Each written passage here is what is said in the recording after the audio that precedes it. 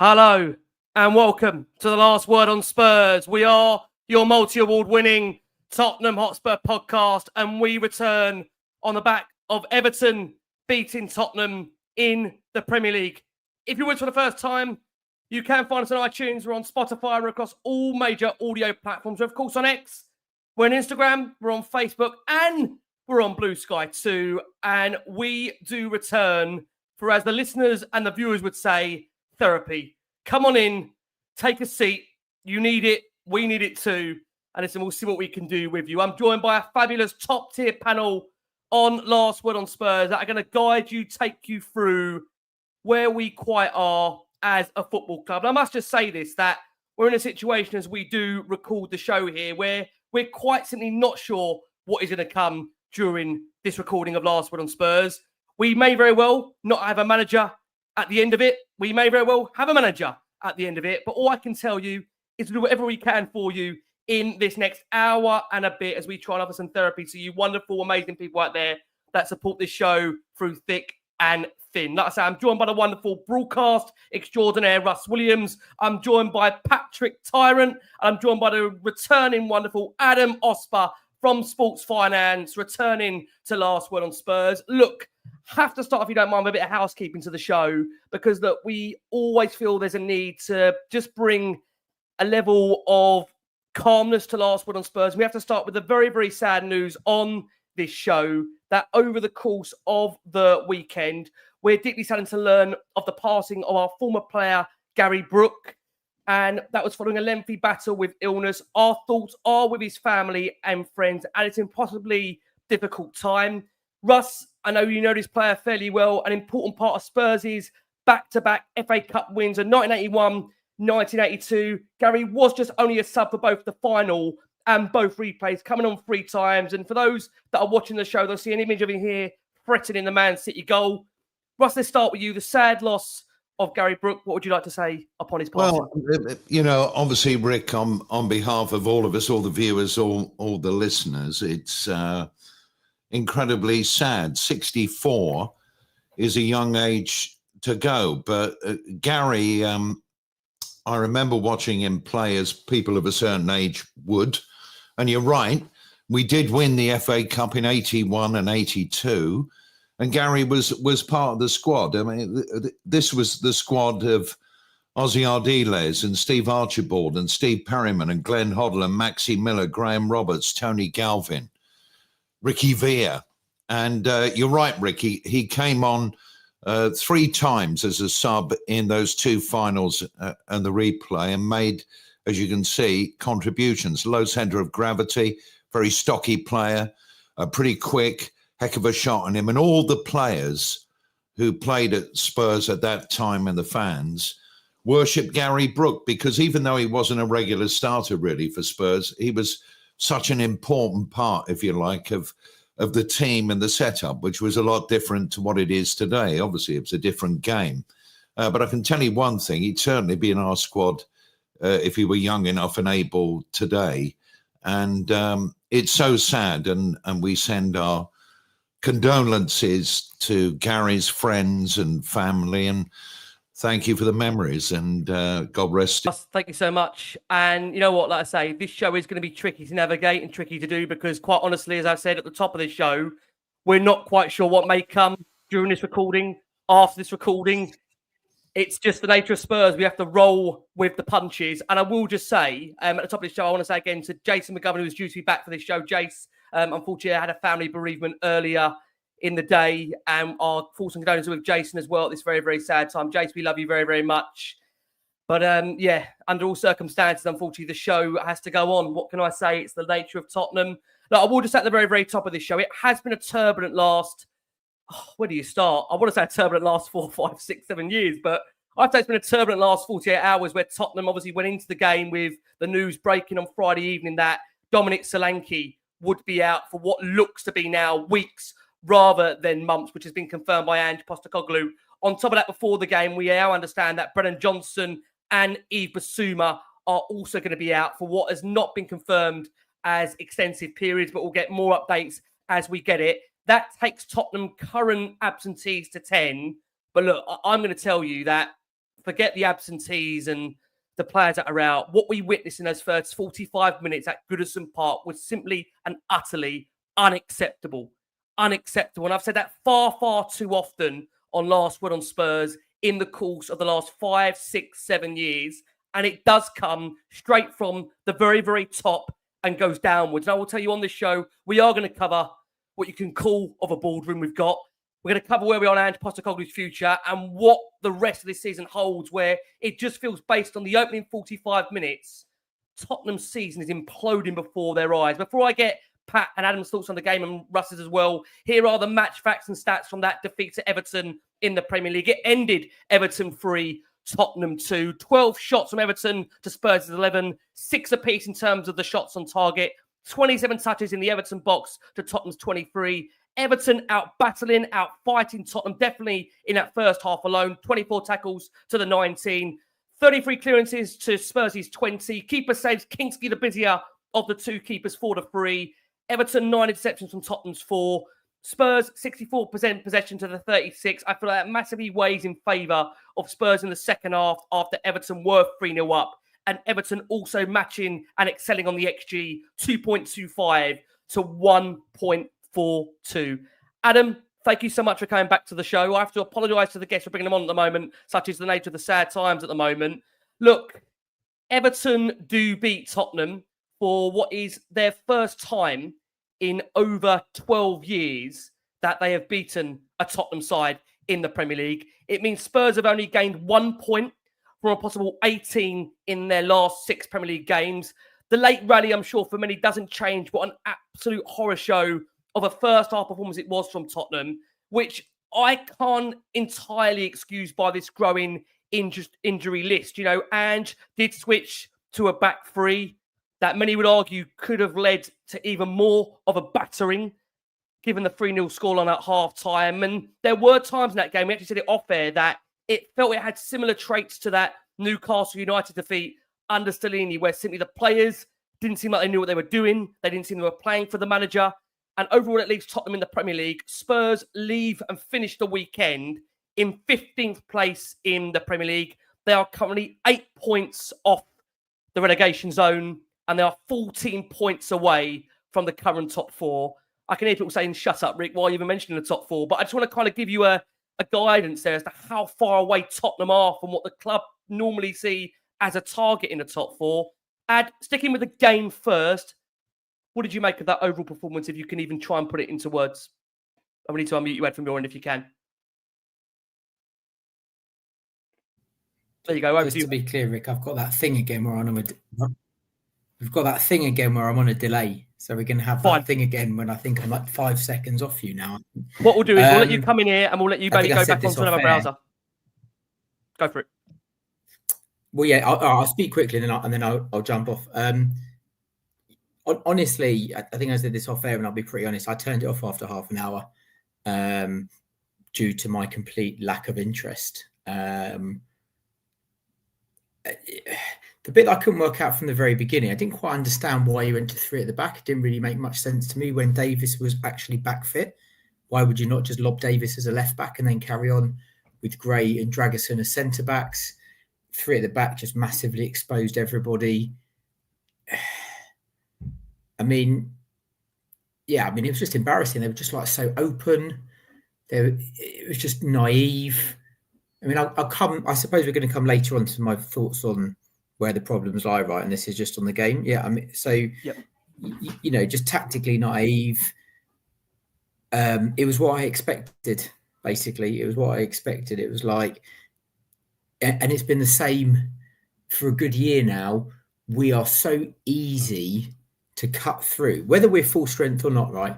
Every time you watch Spurs, whether we've got a full strength team or we've got injuries, it's so easy for opposition to run at our defence and be in positions where there's a massive hole in midfield and there are no players there. There's no defensive midfield and they're just running like straight through us. Gray looked lost. I feel sorry for Gray. I think he's been absolutely brilliant at centre-back since he's come in, which isn't his position. In the 3, looked lost. Dragison's getting a lot of grief. I feel sorry for Dragusin because He hasn't had an actual centre-back pairing of a real centre-back to play next to. He's playing with different people all the time. He's playing in different formations all the time. He's been injured. Davis hasn't played for how long? And you're playing with no defensive midfielder at all. And young kids. I mean, God knows, I don't know what the average age of that midfield must have been. Well, I can tell you the average age of the players alone, 18.8 is the average age. 18.8, I'm being told, Ed. Yeah. Yeah, there you go. That says it all. So, they're kids. There's no leaders on the pitch. Sadly, Son looks finished. He just doesn't look the player he was. There's no leaders. I think Kulusevski's the only one that's probably being a leader, but even he's 23, 24, I think it is. He's still relatively young. He's stepping up, but there's no leaders on the pitch, and they're decimated by injury. And the injuries don't make an excuse. And I think Carragher made a really good point mid-game. He goes, injuries or not, we've lost 12 games, and for a team and a squad and a club as we are, we've lost more games than Ipswich. That's the mad thing. We've lost one more game than Ipswich, I think. Well, sorry, today it would have been the same games. We both lost 12 games. So that was before. So it's absolutely, it's ridiculous. Injuries or not, that's a ludicrous stat. It is. Ad, thank you so much for opening up there. Ad, we're going to let you go away and maybe try and come back on an alternative browser, maybe Edge or Chrome or whatever you want to pick as a choice. And Pat, I'll come round to you if you don't mind as to where we are with regards to that game. I can just be very clear. We are going to address where we are on Ange Postecoglou's future. Where have the hierarchy left us? Where we are 19 days into a window, 20 days to our listeners on audio. And Ange Postecoglou has said consistently before the window, during the window, these players need help. And all that Tottenham have got so far in this January transfer window is Antonin Kinsky, who, just be very, very clear on his signing, that was brought forward from the summer to now, when we knew going into this season, Tottenham had to have an alternative goalkeeper. It just feels and looks like the shambles. It really, really, truly is. Pat, let me come over to you to discuss that game and more. Sorry to put you through it. Just when, Pat, you said on here a couple of days ago, I know it feels like I'm putting you through torture here by doing this to you, that you said to me, get me to 40 points. That was your words. Get me to 40 points, you said on the last show. It just felt Tottenham season couldn't get any worse, but Everton piled more pressure on Ange Postecoglou's Spurs, leaving us really deep in the mire of the bottom half of the table and piling more pressure on a manager who is already under massive scrutiny going into the game. Look, we know Spurs have got some big cup games to come. You could argue Mikey Moore was definitely the shining knight from that game against Everton. There's no doubt about that. But overall, Pat, it just feels Tottenham, from a Premier League perspective, are in absolute freefall. And it's the kind of spiral that is often hard to reverse when you've got such an incredibly stretched squad at the moment that is decimated through injury. It is only 1 point in our last 6 Premier League games. And I have to be honest with you, I tell you, in that first half, it wasn't for the goalkeeper Kinsky, we could have been looking at, quite honestly, considering 6 goals in one half to what was at the time the lowest scoring team in the division. There's a lot to talk about here, Pat, but give me your thoughts on the overall game itself against Everton. Yeah, first and foremost, well, I wouldn't say good night because that means we're going to bed, but I want to say what's up to every Spurs fan listening in. If you're listening in now, I hope you're okay and had a decent weekend, bar the result and the game today. And if you're listening in tomorrow or, tomorrow afternoon, morning, whichever, on your commute to work or on the way home from work, I hope you had a good day and I hope you're well, man.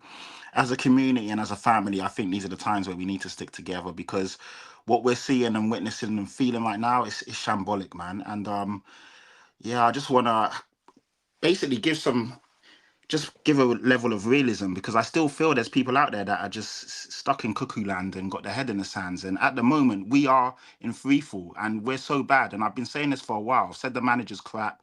I got pelters. I said, get me to 40 points the other day, and people thought I was joking. I was being deadly serious. We're on 24 points right now, and I can't see where the next win is coming from. And just to put it into perspective and put context to this, 7 defeats in our last 9 Premier League games. We've played 22 Premier League games and we've lost 12. We've won 7 and drawn 3.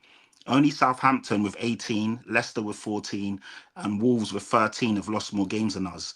We're tied joint fourth with Ipswich. Ipswich, by the way, with 12 losses. We currently sit 15th and we're the lowest placed London team in the Premier League. This means that West Ham, Crystal Palace, Brentford, Fulham, Chelsea and Arsenal are above us in the league right now. We've picked up 5 points out of the last 36 that have been available. Like I said it midweek, get me to 40 points so I can relax. People thought I was bantering and it was jokes. Like, I thoroughly mean that. It's not a joke right now.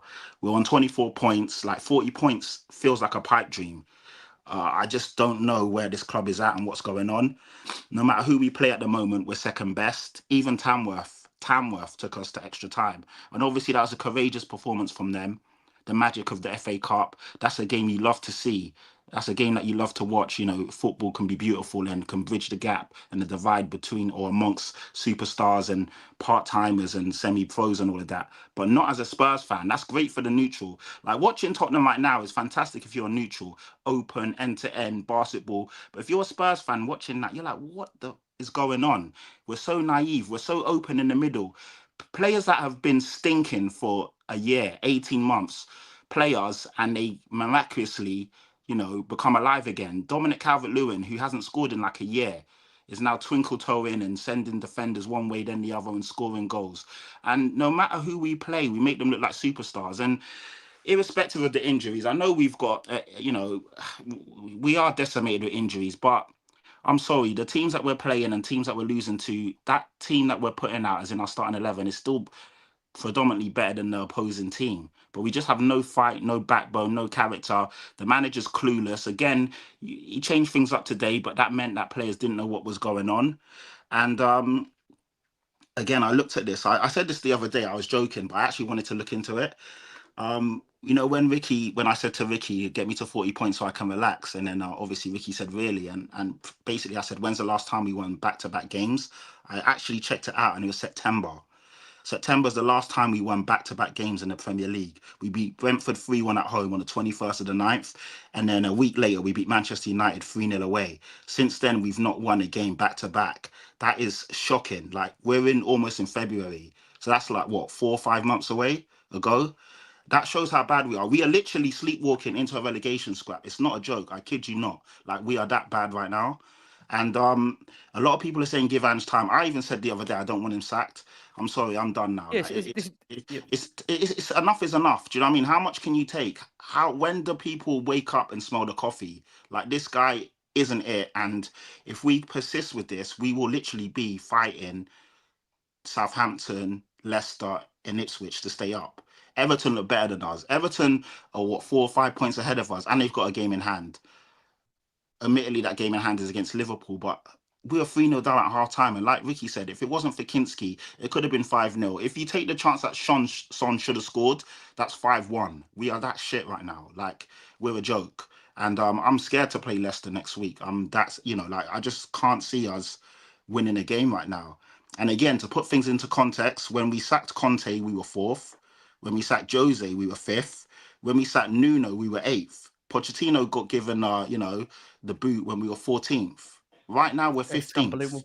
Yeah. So I just don't understand where do fans who are still backing this guy get the courage or not even the courage, the insight or the faith or the belief that he can turn it around.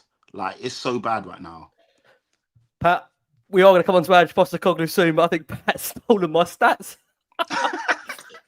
Pat, thank you so much. Russ, I'll bring you in. I've got to say, it's a fast-moving show here. Fast-moving show here. Look, I mean, let's have it true, Russ. There have been some really, really, in the last few months, tough, rough performances under Ange Postecoglou Spurs. But, I mean, I have to say that first half was by far the worst by a long, long way. You know, Everton were 3-0 up at half-time. Pat said it there. Could have easily been 5 or 6. I mean, I have to say that almost respectable scoreline, barely masked such an appalling first half performance where Tottenham, look, if you want to give Ange Postecoglou some credit, again, to bring some balance to the show, they did stabilise in the second half. But I think overall, as we said, they were very lucky to only lose the game by 3-2. You know, it's 7 defeats in the last 9 games. It's no win in 6. And we've only taken 5 points out of the last 30 available to us. Russ, we're going to have a wider conversation in a second on the manager, but thoughts on the overall game before we get to where Pat is at? Look, first and foremost, any other manager of a top 6 club, in inverted commas, with that record would have gone a long while ago. Fact. Simple as. First half was absolutely dreadful. Before the game, Ange Postecoglou was asked by the Sky Sports reporter, it's an interesting team. I know you've got injuries. How are you going to play? Are you going to play this way? Are you going to play that way? He said, I don't know until they get out there. Wow. And it looked like that, didn't it? And I tell you what really annoyed me. We're 3-0 down. And I caught a couple of the Everton players. It was a camera shot. They were laughing and joking together. It was that easy. You know, I mean, this was a half of football where nearly every player went missing. And, you know, the only players for me who came out of it once again with some credibility, obviously Mikey Moore, he came on and I thought he was exceptional. Couple of assists, yep. But the usual suspects went missing. We all know who they are. Berryval he was okay, didn't have his best game for us. Archie Gray, you know, he's been playing in the centre of defence. Why wasn't he centre midfield? We, you know, as Adam said, we start with 3 at the back. You know, it's mad. But somebody just put in the comments, Madison, where's Wally? It is a bit like that. Where is he? I'll tell you what, Russ, though, he's lost a lot of confidence. And I will just say this, I know everyone will want to batter the players, and rightly so. Can I just say to you, I will say this, Russ, and I'm sure you'll agree with me here.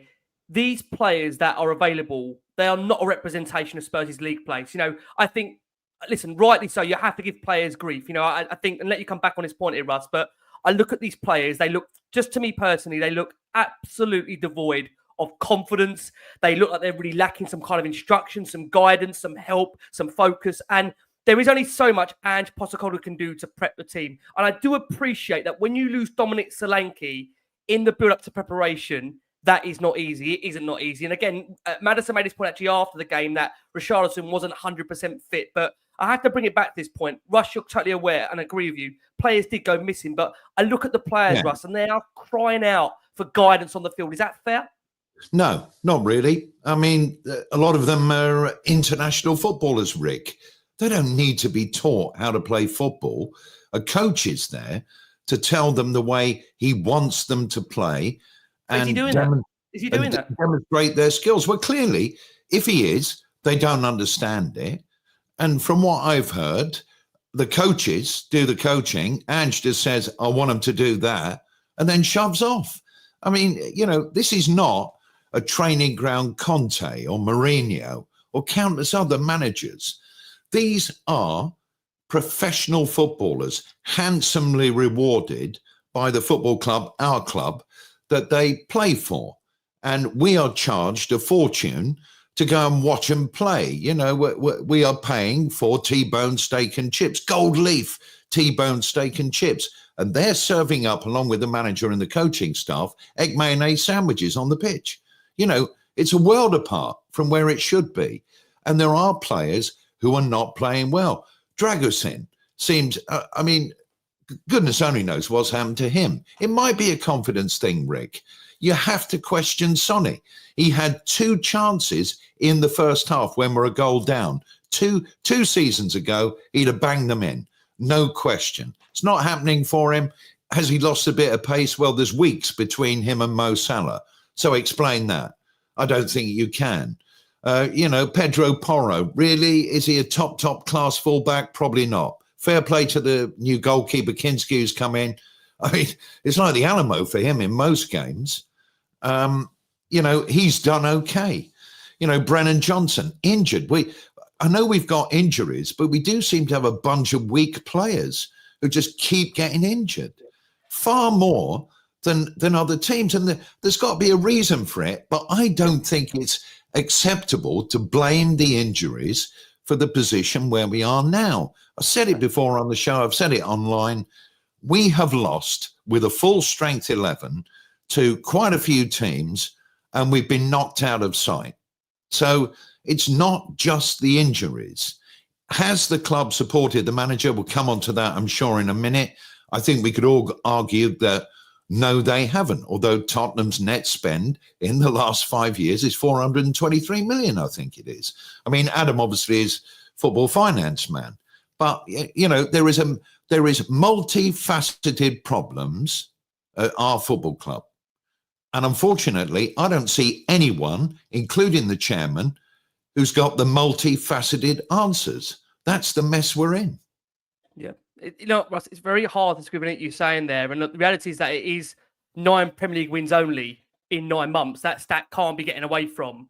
And the reality is that I agree with you. I think, look, the reality is at the moment, whatever and whose fault it is in terms of these injuries, I have never seen a club at this point in time where you are getting week after week a number of injuries that, you know, Spurs have put out, obviously, of course, on LinkedIn that they're looking for 3 different types of medical positions. But you have to wonder, you know, what are we doing in training with regards to some of these players? You know, for the second season in a row, to have the decimation that we've got in terms of injuries isn't normal. But I will just say at the same time, Russ, where I totally 100% agree with you, is that Tottenham do have a weak mentality running right through the football club, right from the ownership downwards to the players. I don't think there's anybody there, in my opinion, that is a real, genuine leader that is going to get us through here. And that is what's scaring me. You know, this is where I will agree with Pat. When Pat said a few weeks ago, get me to 40 points, and I laughed at him, I didn't mean to laugh at you condescendingly, Pat, when I did that. I was thinking to myself, you know what, quite worryingly, there is a real lack of leaders. That if we get sucked down the bottom there, what is going to happen to us? I do still think there's 3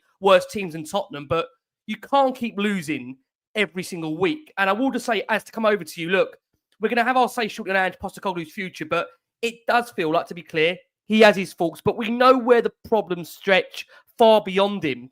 And credit to Billy T on X, who said this, the wonderful Billy T. He said, I feel like this season is the season that the owners have always deserved, but Harry Kane usually prevented it from happening. And I 100% totally agree with Billy T there, because there is ads coming around to you.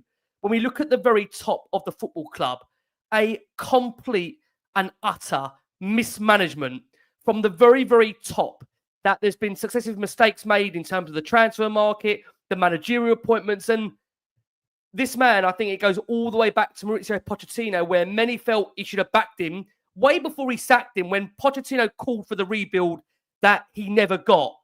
And it's at a point now where I think, as we've said it, you know, Ange Postecoglou, whether you like him or whether you don't like him, in these last 6 years, 7, 8, 9 years of ENIC, had any manager have the points return that Ange Postecoglou would have at this point in a Premier League season, they would have been gone very, very long ago. But the reality is, where Tottenham are under ENIC and Daniel Levy, is because he sacked Mourinho 4 or 5 days before a cup final. Spurs are currently in a semi-final.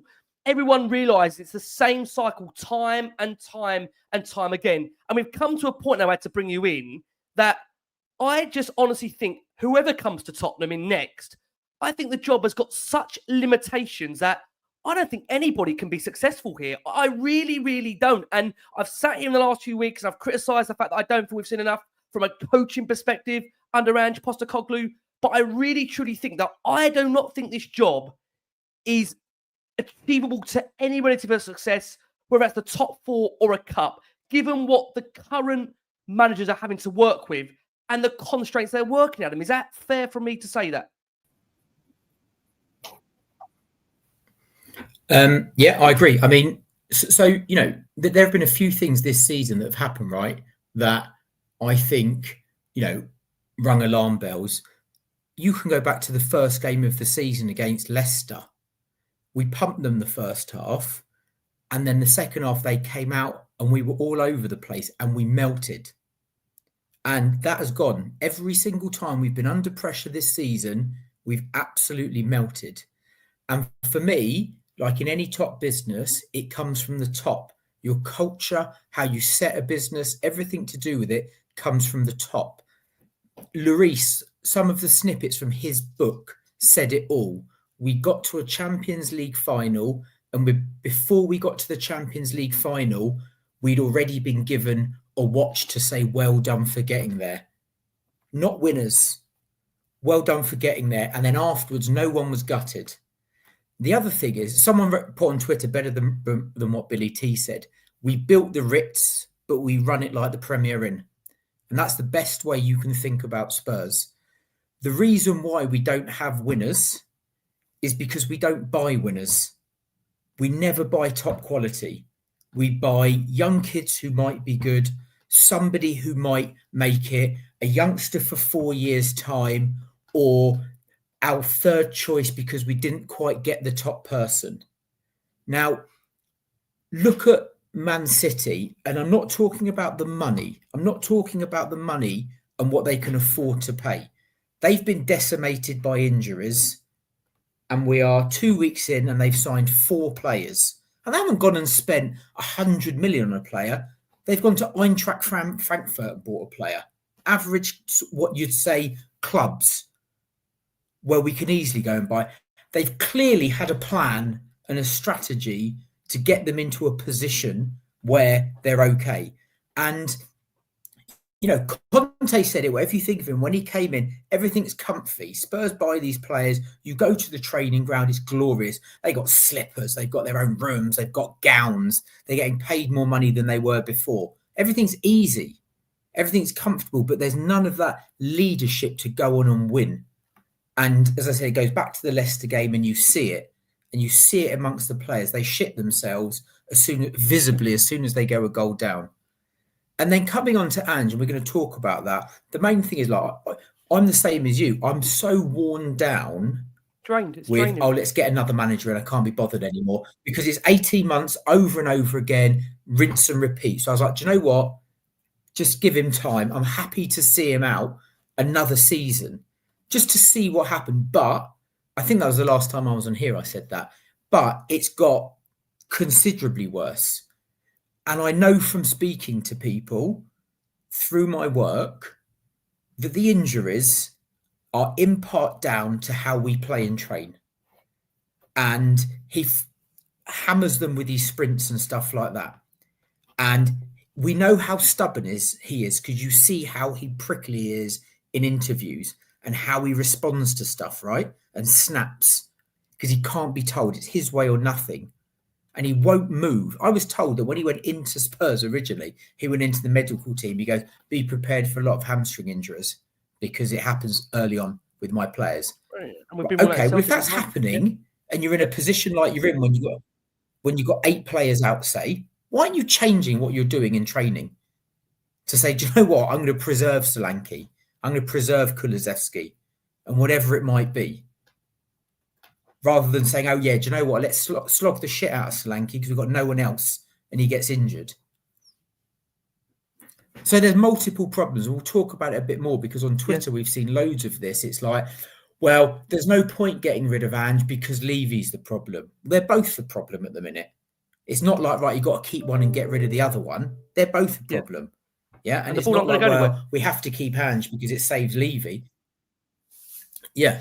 The only way we're going to get real change, which could happen, is if it gets toxic at home, which it might do soon, I think, against the board. Adam, thank you so much. And real honesty there from our dads. We really appreciate you sharing some of the insight there behind the scenes at Tottenham. I think, again, nothing would surprise. And I've got to say, so many, Adam, in agreement with what you're saying there, just in regards to the chat. I have to say, Pat, I know what you think of this board. And I'm sorry to make you go there again because you've been very vocal, Pat, in where you stand on this ownership. I mean, the crazy thing is, you know, this type of stuff we have happens under a lot of the managers. And the only real constant in these last 20, 25 years of the club's ownership is Daniel Levy. You know, everybody changes around him, bar Donna Cullen, who again is the constant along with Daniel Levy. Scott Munner's come in, Johan Langer's come in. We've changed up some of the backroom staff, as we know. We've gone from we've gone to a data-led approach. Well, don't get me started on the data. We'll come on to that data shortly. But, you know, the sad thing for me, Pat, is that 6 years ago, this football club were in a Champions League final. And present day, Pat, we are staring down towards a relegation battle. I mean, it's quite mad to think this. And Paul O'Keefe actually said it on this show about a month ago that Enoch bought Tottenham in mid-table. I know there's a lot of talk about Spurs being sold maybe over the course of the summer or part of the ownership, you know, maybe disbanding. They could quite considerably leave Tottenham in mid-table as well, since the fact that they're buying them at the time. I mean, Pat, is there anything more to say on the board that you've not said? Because I think you've been very vocal in where you stand. It just is... I have to say, I am sick of. Can I make one teeny point before Pat comes in? Go ahead. Go. The actual main board itself, the actual main board So not like these Cullen and so on. The actual main board is the exact same 20 people that it was when Enoch took over. There's been no change. There's been changes around that. It's the same mob. Sorry, just No, so you know. thank you so much. It's Thank like you again for that. it's the fringe bits that you've seen that have changed, Yeah. like the Scotland and stuff like that. Yeah, which is a shambles, right? Pat, you come in for that on us. Pat, Sorry, come in Pat. where we are on them, please. Daniel Levy, your position is untenable. If you actually have any respect as a human being, as you're meant to be a Spurs fan, you would leave this club tonight. You would sack Ange and you would also fuck off. Excuse my French, but I'm just so far gone with it. And we get into debates and arguments all the time, and I understand where people are coming from. What's the point of sacking Ange because he's still the problem and this and that? They're both the problem, but ultimately Levy is the bigger problem because he runs the club. It's his say-so. He's the person who's investing in the club, the infrastructure, the squad, who we bring in, why we bring them in, the contracts they sign, the amount of money he's willing to pay and fees and all of that stuff. And it's just a shambles. And we have gone from being a top 4 contender, potentially a league contender when we were battling with Leicester, albeit it's because other teams dropped off. But then the next season we finished second. We never really challenged, if we're being honest, but we were in and around the mix, and we were a team that should have, if we invested in the squad properly, built around the Kings, the Dele Allis, the Ericssons, the Sons when he's in his prime, blah, blah, blah. We all know the team we had. And now we're fighting. I mean, if we finish 12th this season, that would be fantastic. Like, we're so bad now. And ultimately, Daniel Levy took a big gamble with Ange Postecoglou. You guys knew I was not convinced. You lot tried to sell, and I say you lot as in the people who are just always think the grass, always see the positives in every piece of bullshit, basically. They tried to sell the story of Ange Postecoglou to me, and I didn't buy it. I didn't see someone, and I don't want to sound ageist, but someone who's 50 odd, who's never managed in a big league, who always sticks to the same, like Adam says, he's so prickly and he won't change and he's not for turning. And we all know that no matter what league you play in, no matter who you play against, you have to adapt your philosophy. You have to adapt your tactics, determining on injuries, determining on who you're playing, depending on what's going on, depending on how the game pans out. We had 9 men, and this guy wanted to play a high line against Chelsea, and they were there for the taking, and we absolutely threw that game. And there's been so many games where he's threw it, and the guys, it winds me up, man, because But people back on the ball, Pat. Look, we're going to come on to Ange in a minute, but back on the ball. It's about the reason why I jumped to Ange is because Daniel Levy appointed him, and it was his last roll of the dice. So we all knew that if Daniel Levy didn't get this appointment right, everyone said that he should go. So we should keep that same energy. He hasn't got the appointment right. It's not worked out. So when he sacks Ange Postecoglou, he should also walk. He shouldn't then try and blame Ange for it and then get another manager in. Because if you ultimately believed Ange was the real deal and he thought he was the Messiah and the guy to bring us in and do the rebuild, why haven't you backed him properly? He hasn't backed him, if we're being honest. Like, the window where essentially tomorrow is like week 3 of the window, and we've brought in 1 goalkeeper. If you really believed in him and you saw the state of the squad and you saw the injuries, you would have backed him sufficiently. And he hasn't. And I think he's waiting on the fence to see how things go. And then the window's going to be closed and then we're done. So, yeah, Levy needs to go. Donna Cullen needs to go. The data analyst needs to go because they obviously aren't doing a great job. Scott Munn needs to go because he's been fucking shit since he's got here. They've all been crap. None of them have performed. The problem is, Pat, no one really knows what the jobs these guys do. That's another problem. We actually don't know what these guys do. That is another problem where we're not given any insight or any knowledge as to what these guys are doing. And I mean, the thing is, Pat, I'm going to let you come back on this point. Then we have to go to Russ on this before we then look towards Ange and where we are with him. Pat, the reality is, look, Daniel Levy's not going to be going anywhere. He's not going to go anywhere. So when we say about he's going to have his final, this is meant to be his final chance. We are already in, the 148th final chance of Daniel Levy to get it right. We are here yet again. And we're in a circumstance where Tottenham's Premier League season has absolutely, excuse my French, fallen through its arse. This is where we are. The Premier League season has fallen through its arse. And Tottenham are here yet again where everything is completely and utterly broken, bar the cup competitions, which I want to hold on to with any bit of positivity inside of me. But Dominic Solanke now being out is a massive, massive blow. Dom and Kulusevski have been the 2 players that have carried this team consistently since the start of the season until now. And credit to the likes of Bergvall and Gray and Spence who have chipped in the recent weeks and have been the young players to lead the senior players, which tells you a lot to go back to Russ's point about how weak the mentality of this squad truly is, from the very top of it to the bottom of it. But Pat, just to let you finish on the board right now, they're not going to go anywhere. So if you had one thing you'd want them to do tonight, what would that one thing be? You know what? It's crazy because, like you said, if the board aren't going to go anywhere, and I don't want to sound like I'm inciting violence and stuff like that here, then we need to do what they do in Italy, Turkey, Portugal, and we as fans need to actually take control of this. The ultras in those leagues would never have this. You know, they would make sure that these guys felt the heat. Make of that what you will. Pat, thank you. Russ, I'm going to come to you. Look, whilst we are witnessing some really inexperienced defending and the pressure on young players being increasingly evident, what we can't get away from, Russ, is that we are here 20 days into a transfer window, and the lack of depth in this squad is a significant issue. Many raised their doubts in the summer. Many had their concerns.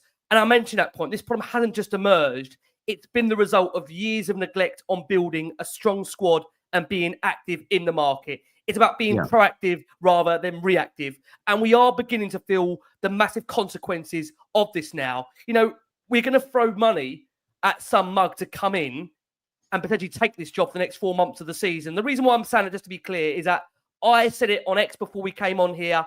I look at that first half performance that I cannot see a way in which Ange Postecoglou is the Tottenham manager von Hoffenheim. That's not that I don't like him. That's not, it's personal. I just don't see, when you look at that performance, that first half against an Everton side and concede 3 goals, how Ange Postecoglou can still remain the manager of this football club. I just can't. But I must just say, it was a wonderful analogy. I know Crackers is the analogy king on last one on Spurs, but I think Lara, shout out to Lara here, that says Daniel Levy basically won a top-of-the-range Lamborghini in a raffle with Prime, Kane, Son and co under Maurizio Pochettino. And instead of paying to service it, he slowly replaced all the parts with bits of a second-hand Ford Fiesta. Now, all that is left is the shell of a supercar. I thought that was such a wonderful analogy as to what the board have done to this football club. Is.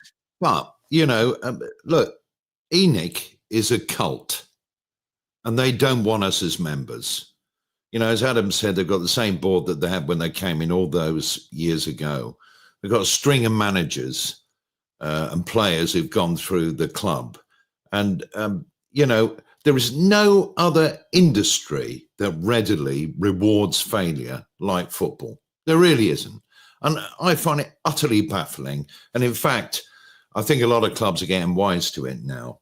So, you know, if Ange goes, and we're going to come on to that, they'll have to pay him some money. I want to know who at the top sat down, looked at Ange Postecoglou's CV and that of his coaching staff and said, okay, well, he's done a lot of work in Australia, did the national team in Australia, he's worked a lot in Japan, and there's Celtic, and thinks that this man is good enough to come into the most competitive league in the world, the Premier League. I'm not saying it's the best league, it's the most competitive league. Who made that decision? I don't believe for a moment it was Daniel Levy, but I'd love to know who it is. And there is no question in my mind in any other business, given the churn of managers and the performance of the football club, that in any other business, Daniel Levy would have been shown the door years ago. Fact. You know, but of course, he's got the golden goose that we all pay for. And then the next question is, what are the fans going to do about it? You feel very strongly that Daniel Levy and ENIC should no longer own the club. I mean, that, you know, it's a conundrum for a lot of people, and I suspect that there will be more protests. The reason I think this is probably, from a board point of view, going to end up badly for Ange. And, you know, I was like you, Pat, and Adam, and you, Rick, you know, give him the benefit of the doubt. He has got some injuries. We've had a few bad results, but it is getting worse and worse and worse. For the board of our football club, 3 things matter: money, money, and money. And stats like we've got now under Postecoglou are so damning that is the only thing that is putting terror through their veins. And when they get terrified, they don't panic, they become clinical. and they get rid of another manager. That's how they work. And that's what will happen. I'm not saying it's right, but that is what's going to happen. Russ, thank you so much. Look, we are going to go for our belated first break of the show for our listeners and audio. It's not the first time I've said this here on Last Word on Spurs. For our listeners and audio, you're going to hear from the current Spurs head coach, Ange Postecoglou. When this show does go out to you, he may no longer be the current Spurs head coach. And I've lost actual count the amount of times I've said that line in the last 7-8 years of hosting this wonderful show, Last Word on Spurs, where we've got over nearly 9,000 of you that are watching the show live. Can I just say again, a massive, massive thank you for all your incredible support for the show. And I know many said, Rick, I don't know how you keep setting up and doing this. And I said, you know, again, for doing this show the last 7-8 years, I feel like I've got a duty out there to the wonderful people that stop me in the street. And there's so many of you that, bless your hearts, you do, and say how much you love, how much you enjoy the show, how much it really is genuinely therapy for you, that I feel it's a duty that we do try and carry on. But look, I have to say a massive thank you to these incredible panelists taking up so much of their spare time to come on here. And one man didn't know he was going to get the call about 8:30 this morning. So Adam Osper, we love you very much. Ads, thank you so much, giving us an insight into the financial constraints of Spurs behind the scenes and where the ball break up. We're joined by the wonderful Patrick, Tyrant, Pat. We'll always keep it real. Look, I know Pat always says it himself. The reality is that many might not like the things Pat might come out with, but the reality is Pat will always try and be real, tell you as it is, and whether you like it or you don't like it. I say a lot of what comes out of Pat's mouth, 99.99% of the time, is facts. The 1%, we'll leave that. Pat will disagree with me on the 1%. He will, on the 0.1%. But he's a very dear friend of mine that I love very, very much. And Pat, we love you very much. And the wonderful Russ Williams, Russ, who steered this ship the last hour and a half, year and a half with me, co-pilot over there. Russ might want to jump off, but we've got to get him back on and steer him and keep on going. Look, again, tough times at the moment with regards to Spurs. And before we say where we are under Ange Postecoglou, this is what Ange said in regards to the game itself. He said, look, it wasn't a great first half. I guess the majority of that is down to me. I changed the team, changed the structure. We had a couple of setbacks in terms of player availability, and we struggled to get control of the game and allowed Everton to capitalise on that. Obviously, at half-time, we had a mountain to climb. Fair play to the players. They kept on going, but ultimately fell short. I only had 11 fit players, so it was a way of trying to find the fit ones to fit into a structure. The players tried hard, but they did not work enough. He discussed the extreme situation around players being out. He confirmed that they lost Dom really late on Friday in training, something innocuous. From that, they also lost Brennan Johnson, who at this stage looks like he's going to be out for a couple of weeks. Biss was also having treatment for a knock. He should be back by next weekend against Leicester, which feels like a long, long time ago from here, I've got to say. At which point, Ange hopes some players will come back. He was asked whether that increases the need for more players, and he said, I mean, it doesn't really. I mean, I think it was pretty evident beforehand that, like I said, we were missing 11 or 12 apart from what we already had as well. We've got to see how Rodri goes through the protocols, Bentancur that is. No one else is really due to come back. We've got a European game on Thursday. We obviously can't use Jed or Reguilon for that. So this is the situation that we are in. I will remind Dan Postecoglou that it was his decision to not select Jed Spence in that Europa League squad. He was then asked if there's any kind of imminent transfer activity and said, look, as I said during the week, I'm sure, like everybody, the club is aware of our situation and they're doing their utmost. As far as I know at the moment, there's nothing imminent. But, you know, I assume between now and we're going to get to the end of the window that hopefully something comes up. I'm reading this. I've got to say, guys, I am absolutely mind blown. I have to be absolutely mind blown. And was asked what it means for his future and maybe not having the tools to do the job. And he said, look, this isn't about me. What is about me right now is I have a responsibility of the group that I have to try and get us through this. That's what I've got to focus on. For me, to focus on anything else is abstaining myself from the responsibility. I am determined to get us out of this. The club is doing its best and more about helping the players that are helping me, because there's ones that we're asking here, 18 years old, 17 years old, that are trying to do everything to win football games for us. And others who are just playing week upon week. So, you know, it's more about getting help rather than me help. And was asked, how frustrating is it, though? You keep getting injury after injury. How difficult is that to manage? And replied, I've never played the victim. At the end of the day, I still believe the responsibility lies with me to get this right. And this is where I sit with things. Whatever the circumstance, and it's fair to say that it's a challenging one for sure, it is out of your control as a manager when you're losing this amount of players we are at the moment. But I still have to steer us through. And if I start worrying about myself and the cards I've been dealt, well, it's a dereliction of duty from my responsibility. It is not how I see it. I see it as these are the cards I've been dealt, and it's up to me to get us out of it, and I have to be good enough to do that. He was asked what his motivation is to keep the players going through this. And he replied, plenty. The club, our fans, our season. We are still in 4 competitions. We are in the semi-final of a Carabao Cup. We have a couple of big European games coming up. Still in the FA Cup. Obviously, our league position is not great, to say the least. We need to improve that. And eventually our players will come back. It is a significant talent that will come back as well. It is not like this is what it's left with. There's a motivation to get through this so that when we do get our players back, we can get something significant for us to fight for. My apologies for that very, very long-winded presser, but it's why it's really important that I get where Ange's and what he has said, just to bring that to the audience. I will just say at this point as well, guys, if you haven't already, we encourage you to please like and subscribe to the channel. We've got a lot more content we're bringing you in these next few days, few hours, few minutes, few weeks. God, where this football club will take us. Like I say, 9,000 of you watching the show live. Please hit that subscribe. Please like the show to a wider Spurs audience. You've heard there from Ange Postecoglou, who has given us his thoughts in regards to where we are on his future. Let's get into that debate on where we are. Ads, I'm going to steer the show to you. And look, for a club that has been banging on in the last, 6 to 12 months, that we're being led by a data approach, you could argue that we're ignoring a lot of data when it comes to where we are in regards to Ange Postecoglou. And look, we've acknowledged the injuries, don't get me wrong. But where we are right now, just to be very, very clear, Ange is averaging 1.09 points per game. That is the worst of any Spurs manager. And you're having to go back, 20 years back to Christian Gross, who's actually lower than Christian Gross. And for those that are watching the show live, they've got a graphic here which sees all the managers and what they've achieved, if you can call the word achieved, in their time during at Spurs. And down the bottom there, 20 games on average, which is pointing towards this season of 1.09. If that was to be the case over the course of the season, Tottenham would finish, just to be clear, around the 13th, 14th mark. It would be one of our lowest ever Premier League finishes right now. Is it just a case now, Ad, that Postecoglou is just not the guy for what this Tottenham season has now become? And what I mean by that is, when I say that, just to be clear, is that we are now in a situation, Ads, where we need to get results and fast to stabilise our Premier League status. And I honestly can't believe those words are leaving my lips. We're going to stabilise our Premier League status. I mean, Russ is almost laughing in the background there at me. I don't know if he's laughing because he can't believe it, or laughing those words have left my mouth. I mean, Ads, what do we need to do now as you put your hand on your head for our listeners and audio and look like you're about to cry? And you need to unmute. I'm sorry.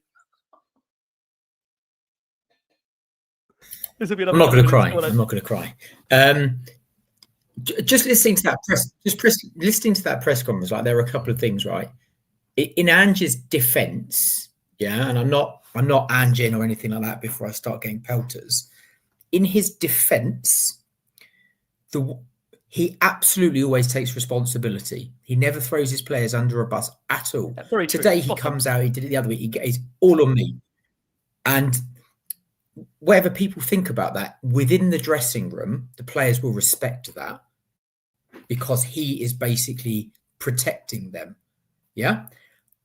I think that the two reasons he hasn't been sacked compared to some of the other managers so far are, one, I don't think the players have down tools.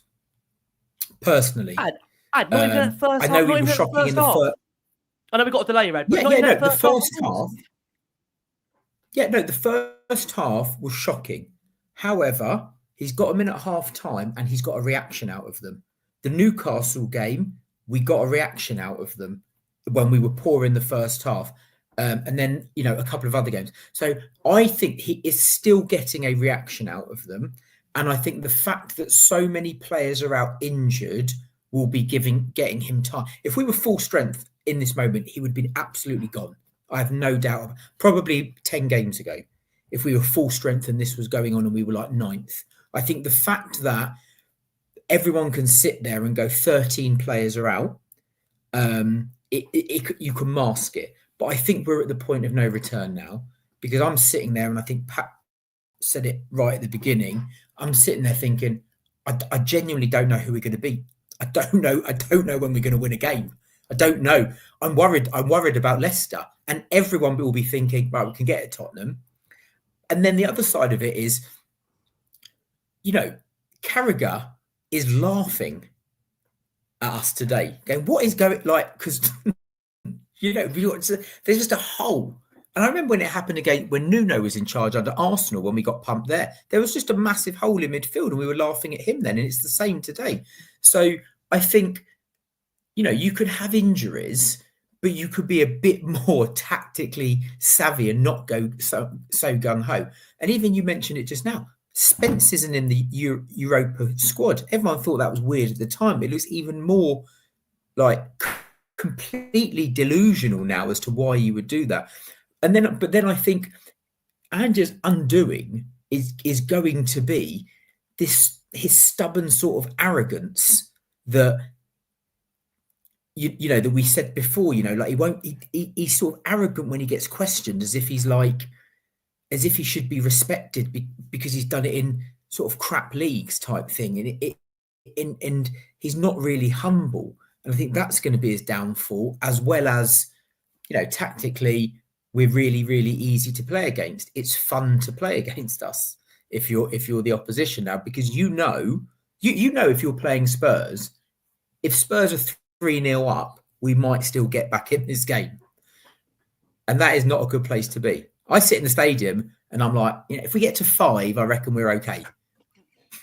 That's true. And everyone used to say, isn't it? Everyone used to say, when Conte got sacked, I want my Spurs back. I want attacking football. I'll take losing 5-4. It will be fun. It's not fun. It's equally as crap. Can I just say to comment on that, Ad, what you said there? I want attacking football, but there's also a balance to attacking football. I don't know why this has gone away from some people's knowledge here. This sounds mad me saying it. Am I going in cuckoo land when I say this? You can also defend and have attacking football. Please go and witness Pochettino season 2, 3, and 4, where Tottenham had, I think, a couple of times the best defensive or the second best defensive record across a couple of seasons, and still maintained a decent level of attacking football. I've never understood this notion that basically Ange Postecoglou is the final boss, and if you get rid of Ange, you are never going to get your attacking football ever again. You're going to go back to Conte, back to Salini, back to Jose Mourinho. Why can't we just have a manager? Am I going crazy? Why can't we have a manager with a little bit of balance? Pat's quite laughing his head off there, but I think this is crazy. Why can't we have somebody that can just basically attack and defend and have the best of both worlds? I've never, ever seen at times on social media this craziness that if we're sacking Ange Postecoglou, it means we are never going to be able to play attacking football again. We're going to have to resort to playing 12 behind the ball or 11 behind the ball. It's just absolutely senseless. It is senseless. I have to ask you, Ad, to come to you on this point before I do move around the panel here. And Frank, I'd say Frank Major, bless his heart there, Frank. I want to say, Frank, I love you very much, because Frank has been, going to say, one of the most patient Tottenham fans I've ever met when it comes to Postecoglou. And still up until the last few weeks, Frank, I hope Frank won't mind me saying this, is that I think there was an understanding of the injuries that we've got. There was an understanding of the injuries that we've got. But to come to a point where there's a refusal to adapt to the players that are out, and also on top of that, as we've seen in press conferences, be very, very prickly. Look, I'll say it again, because again, I've got a wife of the same heritage, and I've been for 15 years, right? And I mean this in the nicest possible way to all the Greeks out there. I love you, all the Greeks, as you know. They don't change. They don't change. And I don't mean that disrespectfully when I say that. They've got a very, certain way of doing things. I love her very much. She's my wife. I can't afford to get divorced. I couldn't afford it. But the reality is that, when certain people have a fundamental way of playing, they're not going to adapt. And he's won everywhere he's been. And he feels for him that's going to be successful. And good luck to him. I just feel where Tottenham are right now in what they need to do, this is no longer the job that he can maintain or be able to progress in. That is just how I feel. Do you want to come back in there, Ad? I can see you've do you want to come back in on that point? Yeah, I mean, you only need to go back. You go back and look at any team that's won the Premier League. Look at Klopp, brilliant Liverpool team, every Man City team, Fergie's teams. They all had the best defence in the league. They weren't winning 5-4 every game. They were ridiculously good defensively. And I said it right at the beginning. I said it when you had me on pre-season, before the transfer window, and then afterwards. I said, we absolutely need to sign a number 6, a proper defensive midfielder. And then after that, I said it's a massive mistake not doing it. And we have no defensive midfielder and we're wide open. And then I think, and then the other massive problem in attack now is frankly, as we said, Son's finished, so he offers very, very little. Solanke is feeding off crumbs. If Johnson doesn't score, I literally watch the game and think, is Johnson playing? Has he touched the ball? Because he does zero. And then you've got Werner and you've got nothing, you've got no other attacking options. So you're sort of limited in that attacking option. We've got lots of central midfielders. I don't think any of the central midfielders that we've got actually fit the formation that we've got. We've got no defensive midfielder. So it's just messy. And I think, and then like you say, and then just to be naive enough to say, oh, well, do you know what? I'm going to play my fullbacks up front. Well, I want to just come back on this point as you're saying there. I will bring Yeah, I'm going to go to Pat, then we'll bring Russ in. I mean, the thing is, look, and I will say this, I'm suggesting that I'm going to be sporting a black eye from my wife tomorrow. Don't worry, she's not violent. Gives a lot of that lip, but she's not violent just yet anyway. If the P45, or if the Wolves papers come through the studio, I will let you know, because I need a bed to sleep on later tonight for what's to come in the week. So get ready, reservations at the ready. Get in touch with me, please. I will just say on this point, the thing about Nuno, and I'm not suggesting that I want Nuno to be the Tottenham manager or ever want him back, but the thing with Nuno is this season, in any game Forest have played, they play to set up to nullify the opposition. They firmly look at and study carefully who they are playing, and they adopt, they adapt, they tweak their tactics to find the best possible way to win the game. And I have not seen that enough in the 16, 17, 18 months that Ange has been here. And whilst I've been very careful in terms of trying to give it time, I mean, Pat, I will bring you in on this point, that the reality is that I said this on the last show, and again, many people might disagree on that. From a coaching element alone, I have not seen enough players progress in a Tottenham shirt to show me personally this needs to give more time to it. Do you see what I mean by that, Pat? I mean, Kulusevski, we've moved him from out wide to centrally. Yes, there's been an improvement there. Brennan Johnson adds what you said there to be very, very clear. Whilst his goal input has improved, if he's not scoring, like you just said there, what else is he doing? Pedro Porro, you may argue, on certain games he's improved, but over the course of the 17, 18 months that he's been here, I've not seen enough. And I hate just to go back to Pochettino as a reference point, because maybe this is unfair to go back to Poch, but when you saw Pochettino at Tottenham, certainly in season 2, 3 and 4, the progression of the likes of Walker, Rose, Vertonghen, Alderweireld, Wanyama, Dembele, Harry Kane, Dele Alli, even some of the fringe players, Kieran Trippier at the time, you saw a progression in these players week in, week out. They were getting better and better. They were getting into their respective international squads. I'm not seeing anybody here that is actually improving and getting better by the youngsters in Lucas Bergvall, Archie Gray, Jed Spence. And I honestly think the reason why they're improving, it's down to the game time. It's just down to that they're getting game time that we're seeing improving because, let's be honest about it. Archie Gray, Lucas Bergvall didn't even start a Premier League game until December. And I don't think nor did Jed Spence. So, I mean, Pat, do you feel for you, just to be clear, because, I mean, I can qualify for Adam there. Adam, just to be clear on this point, and then we have to go to Pat. Is Ange Postecoglou going to be in charge for Hoffenheim, yes or no, quickly? Yes. Okay, Pat, tell me what you make of what I've just said there. Is Ange Postecoglou going to be in charge of Tottenham? Yes, he will. Adam's making it clear. Pat, what do you think? Yeah, I think he will, because the board don't have any balls. And on the back of that first half? What? I think now. What? I mean, yeah, if it was me, if it was us, he would have been gone a long time ago. I mean, I wouldn't have even appointed him, as you know. But Pat, on that first half, right? I mean, look, I know the second half we've rallied, we've got a couple of goals, but you mean to tell me on that back of that first half performance, he's going to remain the Spurs manager? We've seen worse performances than that, and he's still here. I just in the first understand. Half? Yeah, I think so. I think the Newcastle performance was just as bad, if not as bad. There's been really bad games where we've stunk. I can't name them all off the top of my head, but it's not the first time we've had a shocker or a stinker, and he's still here. And there's still excuses for him. There's so many excuses for him. There's people on the internet, there's people in the comments that are still making excuses for him. So I don't see him getting sacked. And I do get it. I do understand who comes in and this and that. But ultimately, when you're not performing, you do need to go. And like you said, no one's improved. The thing is, the reason why no one's improving is because what tactics do we have? this whole Ange ball thing is a myth. Like, when we don't play exciting attacking football anymore, we don't know where we're going or what we're doing as a unit. I just don't think he's a good coach. I think he's tactically inept. He doesn't set up to ever nullify or counteract what the opposition are doing. Defensively, he definitely doesn't work on anything. We're a shambles defensively.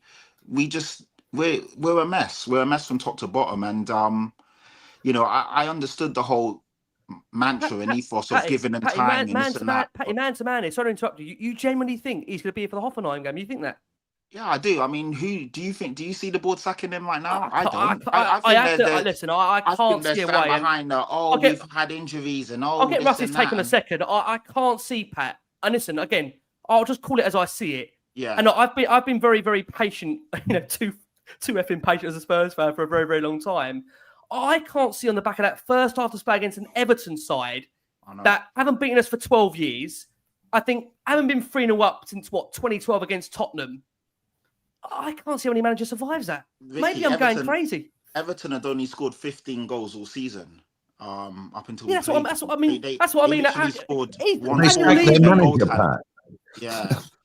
If you look at it, Vicky, if you look at the league and every team around us now has sacked their manager. But you're sitting there telling me you don't think you're going to sack him. Yeah, but we don't operate like a normal football club. We don't operate like a. So that's the reason why I still think he'll be here. So I don't know. Of course, like if we had an actual plan B, like this is the manager we want, these are the players we're getting. I think we've come to a point now. I think we've come to a point now, Patty, where anything other than this is better. I can't believe I'm saying that. I said the last few weeks. I think it won't be Ryan Mason. It'll probably be Matty Wells because of the stature and the whoever's number 1 and number 2 now. I think you've come to a point now, Patty. We've got to win football games. We've got to win football games, Patty. We do. We have to. We're so bad right now, and I can't see where our next win comes from. Every team, I think Adam said it, every team that plays us is licking their lips. And I said it earlier, every player that's out of form, who's been shit all year, they look at Tottenham like, this is my chance, this is my time to revitalise my season. Because we just give every team so much time on the ball, so many opportunities. Do you remember the first half? It's literally like a basketball game. We were going end to end, end to end, end to end. It's great if you're neutral watching us, but as a Spurs fan, I'm embarrassed watching that. It's so embarrassing to see your team so naive. I just think, look, can I be honest with you? Under this current situation, and Pat, just sorry, I probably cut you short there a couple of times. That's all right. I love you very, very much. Yeah. The thing is that when I look at what we've got at the moment, right, this is now about, in my opinion, maybe I'm going overboard here on the back of that first half performance. I think, do you know what? I'm not saying having this at you, Pat. I think many will look at that game from the outside media, not Spurs fans, and think, oh, Tottenham lost it 3-2. They rallied in the second half. We didn't rally in the second half. We were, that game, the first half, we were absolutely non-existent. And people keep saying, who are you going to change it with? I think we're at a point now to salvage Tottenham as a club, as to what we're trying to be. I think we're at a point now where anything is better than what we are seeing right now. And I just think, honestly, I look at that first half, and for someone to tell me he has not lost the players, and I take what you're saying out about the fact second half they rallied, but for me, Everton took their foot massively, massively off the gas in the second half. Massively off the gas in the second half. Russ, let me bring you in here on this point. Yeah. Where are you on the manager? Do you think he'll be here before the Hoffenheim game? Well, I'll answer that in just a moment. James Madison, after the game today, was quite emotional looking and talked quite pointedly in the interview about, with 2 open at the back, we've got to find a way of not conceding so many goals. Well, hello. Now, the manager wants to play in a certain way. And I've come to the conclusion he's a one-trick pony without a trick, really. He's run out of talent for me now. And I think Madison's interview, and it's probably more about what he didn't say, gives you an insight to what perhaps some of the senior players are thinking about. And you've got to remember, with Ange, Rick, he threw Timo Werner under the bus after the Rangers game, and I didn't think that was classy at all. His interview with the BBC after the game today, when he was asked a perfectly legitimate question, was, what a terrible way to start an interview. I mean, the man is severely under pressure, and when your back's against the wall, what do? You lash out. It's human nature, and that's what he's doing. He knows in his heart of hearts, I think, that the game is up. The stats are too damning. So I'm going to stick my neck on the line, Rick. and say that I will be very surprised if he's in charge for Hoffenheim. Yeah, I'm exactly the same as you, Russ. I don't think on the back of that display against Everton in the first half alone, you can remain as a Tottenham manager. And that is, let me just be very, very clear, despite the fact we've got 10 players out, despite the fact we've not got Dominic Solanke there, I just feel, looking at Spurs in general at the moment, I am not seeing anything to show me that this is going to get better. And, just to be very, very clear on that, I think like where we are at the moment, I think we're tied, aren't we? I mean, Adam and Pat think he'll be here for Hoffenheim. Me and Russ don't think he'll be here for Hoffenheim. Probably just not. to give you a rundown of some of those stats that these guys have talked about here, just to be very clear on those stats, which aren't pretty reading. Tottenham, their average, Everton were averaging 0.75 goals a game before they played Tottenham. Jamie Carragher said, in reference to what Adam was on about earlier, that he lamented the style of play, saying, Tottenham again, it's like watching academy kids playing football where they keep playing the same way and the coach says, don't worry, results don't matter. Tottenham have conceded 16 goals in the last 6 Premier League games, 0 Premier League clean sheets in the last month. Since the 4-1 loss to Chelsea in November of 2023, it is 19 wins in 13 months of Premier League football. For Tottenham, they've won just one of their last 10 Premier League matches. And, we've got fewer points than Leicester and Southampton, having earned only more during that period. We've lost 13 games in the campaign, which is our most of a season at this stage. We've thrown away 18 points from leading positions. Only Fulham have lost more. Since that away win against Man City, if you were to judge the table from then until now, Tottenham would be in the bottom 3. Those 13 Premier League defeats this season, we didn't lose 13 until May of last season. And just a wider margin for you, 14 in the last 28, which are defeats, 23 in the last 47. We've taken 30 points from 87 available. And again, you look at the last 25 Premier League matches, Tottenham would be in the bottom 3. It's 4 points from a possible 24 against Leicester, Brighton, Palace, Ipswich, Fulham, Bournemouth, Forest, Wolves. We're in the bottom half of the table for the first time in over 16 years. And again, I'll make that point. Only Wolves and Southampton have lost more Premier League matches than Spurs this season. I mean, the away form as well. Sort of bring the away form into it, but our away form, we had wins over Bournemouth last season, relegated Burnley, relegated Sheffield United, relegated Luton, Palace of last season, Forest of last season, Villa at 10 men last season. You come onto this season, we beat Man United with 10 men. We beat Man City, and that was a great, great away win. And Southampton. We've gone behind at some point in 18 of our last 28 Premier League away matches under Ange Postecoglou, and we've won just one of them. The 5-2 win at Burnley over a year ago. I mean, the stats, they're absolutely damning. And that's why I look at where Spurs are right now, and I just can't see a way this continues. I just honestly, No. I can't see a way it continues. I mean, look, listen, Rick, just to make a small point, if he does go or is asked to leave and they come to a deal, all the coaching staff have got to go as well because they're all part of it. Of course they are. They can't hang around and people say, oh, Ryan Mason will jump in the chair. That's not the answer as far as I'm concerned at all. The big problem they've got, the board, is who in their right mind is going to want to come and work for them. What Natter would come, and I want to come on to that very quickly, Russ, because I think that's an important conversation to have very quickly right now. Look, I don't think you're going to get, and this is that again, these are names on the grapevine. I don't think Thomas Frank, I don't think Areola comes now in the middle of what they're doing at their respective clubs for Tottenham. Can I just say, you'd be absolutely nuts or insane to walk away from your current club now and come into this absolute basket case. I really, really don't think you will come into this football club. I think if you want my opinion, what Spurs need right now is they need some form of an interim coach that will take us through to the end of the season and give us the best possible chance in those respective cups. Which I'm going to be laughed at for saying that, but, we need to do something right now. This cannot continue. And whilst I respect the points Pat and Adam made there with regards to who's going to come in or why will Spurs change it, the reality is that Leicester game now is a must-win in Tottenham season. That Leicester game at home has now become a must-win game. It's must-win anyway, Leicester at home, but with the form Leicester in and Tottenham are in, that's a genuine 10, 16-pointer. I can't believe I'm saying this. I mean, add very quickly, I know you don't believe Ange Postecoglou will go, but if Tottenham do decide to part way with him, What do you think they will do? Will they give it to Matty Wells until the end of the season? Will they look for an interim? What do you think they will do if they decide to let him go? I just want to make a point about this. Like, I sort of talk about it on Twitter, and people go, "Oh, no one's going to come to Spurs. No one wants to deal with Levy."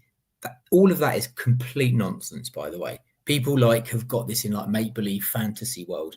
If you want to buy a player and we go and pay the money, they'll come. It's simple as that. It's nonsense that he doesn't have a good, that no one wants to deal with him. And I also don't agree that we aren't an attractive club to come to, because we are, in the same way Man United, I know they're much bigger than us, but they're crap at the minute as well. They're still a huge club. So any manager coming on sees it as an opportunity to get a decent club back up there. But I 100% agree, we're not going to get anybody now, because anyone would be, you're not going to pull anybody out of their club now. I just have absolutely zero faith that Levy's going to get it right with whatever he does next. And that's the fundamental bigger problem that I have. I think Ange will be in charge for Thursday. I do. I think if we don't win the next two games, Thursday and then Leicester, I think he's absolutely gone. 100% gone. I'm not saying I want him to stay. I think he should go. I don't think he's going to go before those games. I will reiterate what I just said there. When I look at that first half against Everton, I just don't. Hello? Ricky's disappeared. Ricky, Sorry, you muted yourself. You muted yourself, mate. For some people, they'll be relieved I've muted myself, but I just No. Only your wife. Only my missus would have said, "Could you mute yourself 15 years ago and not said yes?" I just honestly, on this point, I just think in any other situation, anything logic would say to you, how is this going to work? But you know what? Maybe Ads and Pat, you're right. Maybe they won't, get rid of him. I don't see how this can continue. We're 15th in the Premier League, boys. We're 15th in the league. I mean, Pat, can I just come into you on this point here? I've never seen Pat put his hands on his head so much. That hand's going to be coming up by the end of the stressed. Yeah, I'm stressed, man. This is so bad, Vicky. So bad. What will they if they do get rid of Ange? What will they do? Do you think they will look to give it to Matty Wells between now and the end of the season? Do you think they'll look for an interim? Because I will agree with what Pat said, what Russ says there. We've tried everything, haven't we, in the last however many years, in terms of when we make a change midway through the stage of the season. It doesn't tend to work. So what do you think they will do? Can I just say, I know we're an hour and 20 minutes in. I still can't believe we're 15th in the Premier League. Is that mad, me saying that? When I look at the table, I genuinely can't believe it. And I've got to shut up now. I saw this coming from a long time ago. And when I said it, everyone called me negative and they said I was delusional and Ange will get it right and you don't know what you're talking about. I saw this coming a long time ago. I'm sorry. And I can't believe it. We've been awful for a long time. And the thing is, Ricky, when you asked me, do I think he'll be gone? The answer for me is no, because they should have got rid of him a long time ago, and they've given him every excuse under the sun. So I think they give him the Hoffenheim and the Leicester chance to get it right. But realistically, he should have been chopped ages ago, as I've been saying and as we all said. But I did say I wanted to see out the season, but it's got so bad that notion is gone. I think if he is chopped, any decent club would find a decent interim that can steady the ship, get us some wins, even if it's ugly football right now. Just make us more resolute, make that defensive line lower, make the middle of the park harder to get through. Just not make us not Allardyce to shit, Patty. Yeah. Allardyce. Allardyce. Call it. Sean Dice is available. What's happened to this football club? It's so bad though. It's what was I going to say? Yeah, in terms of like the interim thing, and then obviously you try and go big in the summer, but it's bad right now. I kind of lost my train of thought here there, but what I was gonna say is he should have been gone a long time ago. And the problem is now, Vicky, is that obviously we're all holding out for the cups, but with Ange in charge right now, I can't see us winning any game. And obviously competitions are more intense. It's a lot more pressure. It's do or die on the day. Imagine us going away to Anfield right now with a slender 1-0 lead. I mean, just based on what Ad said alone, Patty, we can't afford any more injuries. Yeah, I know. We can't. I don't have any room when you say keep this guy in charge. We have nobody left. We'll be going through the under-18s. Why? Look at the table, look at the stats, and understand what's going on right now. What is wrong with you lot? Honestly, I had exactly the same. I had exactly the same talking about a defensive midfielder. So I was like, well, who would you buy? And I was like, I don't know. That's not my job. I'm not employed with a massive scouting staff to go and look in world football and find a manager. If that's your what they're answer paid to the millions of problem, pounds to that's do. pretty, like, come on, get your head out of your arses and look at what's going on. I can just say one thing on that as well, just to additionally put on that. I know many have mentioned about Pochettino coming back. Look, Pochettino's just taken a massive job in the States. That is a massive job over there. There is listen, this is just my opinion. I might be wrong. Look, Spurs, you can't predict anything. I can't see a way that Mauricio Pochettino would leave the US to come back on here for Daniel Levy and co. I just can't see it after the way they treated him when he left the football club. I can't see that personally, but I know many would love to see Pochettino come back to the club. And just to build on Pat's point there, I think Pat's frustration is because there's a lot of people that keep saying to him, name the manager. But I think, as Pat said, and what many people will say out there, it's not for them to name the manager. That's why they've spent 100 and whatever million on a board there to get it right for the 148th time. It is their job to get the manager right. And I will just say to back Pat up there, look, I totally understand his frustration.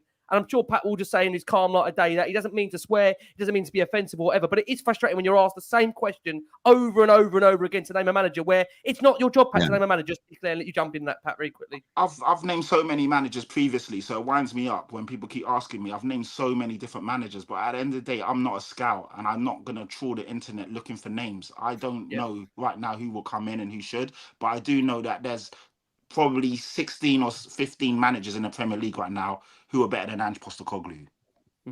Russ, let's come down to you very, very quickly. Southgate. He'll be on the phone to Southgate. He'll be lying in bed tonight, Daniel, going, oh, Gareth Southgate free. Oh, dear. It could happen. Look, we're going to go for our... Listen, we do need to go for our next break of the show for our listeners and audio. I will just say that we've had a lot of comments coming in. Let's fly through some of the comments we've had here. Kaylee Davies says, what are the current odds on Spurs to be relegated? Kaylee, at the moment, 50-1. Thank you so much for that, Russ. So this is why we've got the guests on there so sharp. People say play three at the back and Dragonstone will play better. Nonsensical. That three at the back just not simply works, and it showed that during the game. Also, losing 3 players one day before the game completely breaks any plans we said earlier. Im says, can we have a new manager already, please, so we can sack them in 18 months' time? It is that same cycle as we go round. Yeah. Jamie says, get rid of Son, worst captain ever. Adrian says here, Leicester is a must-win for Ange. If he wins, he'll get the semi-final, and then results after that game will determine his sacking. Look, I've made my point clear as a host. I look at that game against Everton, and I can't see how someone can survive as the Tottenham manager that first half alone.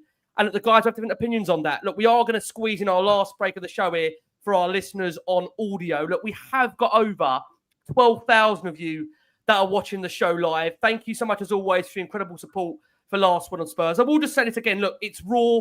It's emotive. It's on the same day the game has happened. We've got passionate Spurs fans here that join us. And I will just say, look, nobody means to ever cause offence. Nobody ever means to be aggressive in any way possible. We all are passionate. We all love the football club. We all give so much time and energy and everything to this club. And all we want is something back, and we're not seeing enough. So I want to say that very, very clearly at this show. Look, we're going to fly through the lineup for this one. I can't remember, we're an hour and a half in. We've got to fly through the lineup for this one, where Tottenham, look, they made a number of changes that were forced on them, as many know out there. In terms of that 11, as we've touched upon, Ange Postecoglou did change it up, and he had very little choice to change it up. In terms of the lineup for Tottenham, there was no Solanke, no Johnson or Basuma. Taking their injury absences to 10, it was Sarr, Gray and Bergvall, both 18 in Spurs' midfield. Madison in the front three. Tottenham lined up with a team of Kinsky, Porro, Dragoshin, Davis, Spence, Sarr, Gray, Bergvall, Kulusevski, Son, Madison. With a bench of Austin, Reguilon, Hardy, Ajayi. They've got Yang Min Hook on the bench, Elise Moore, Richarlison, Lancashire. For David Moyes' Everton, they knew coming into the game, it was his second game in charge for David Moyes upon his return to Goodison, where they passionately knew for them it will be a big game to come into and try and get all 3 points. And that's exactly what Everton did. Look, in terms of the way the game started, Spurs fans in fine voice early on, screaming, shouting, I don't care about Levy, he don't care about me, all I care about is Kulusevski. They were followed by chants of, we want Levy out. And early on, Kinsky made a fabulous save to stop Spurs from going one behind, but it didn't take too long for Everton to go in front. and you look at the way Spurs conceded the goal, Dominic Calvert-Lewin had failed to score in his 16 Premier League outings, and he's scored in 13 minutes against Tottenham. It's his first Premier League goal in 17 appearances, third of the season since September. And I can tell you, Anthony Costa had that one ready to tell me it was on the bingo card. And Dominic Calvert-Lewin, tippy-tappy feet, working his way past the Spurs defenders far, far too easily, drilling low past a helpless Kinsky in goal. And as I have to ask you, I know when people throw out certain things at you in terms of being a Spurs fan and say, that's bound to happen, that's likely to happen, I'm sure you agree, every Spurs fan would have said before the game, Dominic Calvert-Lewin put a tenner on it to score, and that's what he did. Yeah. 100%. What a goal. What a goal. But it's so Spurs, isn't it? I take it away. And what did you make of the defending for that guy? Because again, the way in which he scored it, really poor defending, wasn't it, Ad? Yeah, I said this at the beginning, you know, I felt sorry for Gray. You know, I thought Gray has been outstanding, one of the shining stars, as it were, over the last few weeks. He's been chucked in at centre back. He's not a centre back, and I think he's barely put a foot wrong.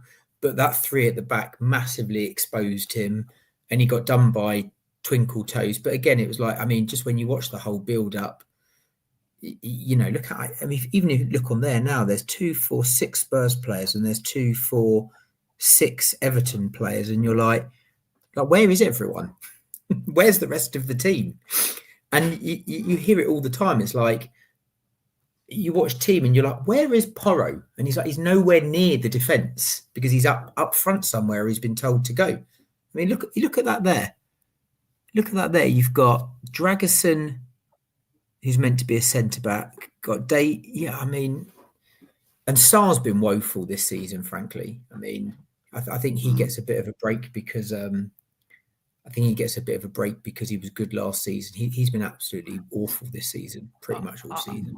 I just think for me at the moment, I look at that and I see a lot of players that are so low on confidence at the moment, and that's exactly the way we're defending. And you know, I look at the way we're conceding goals, and you know, go on.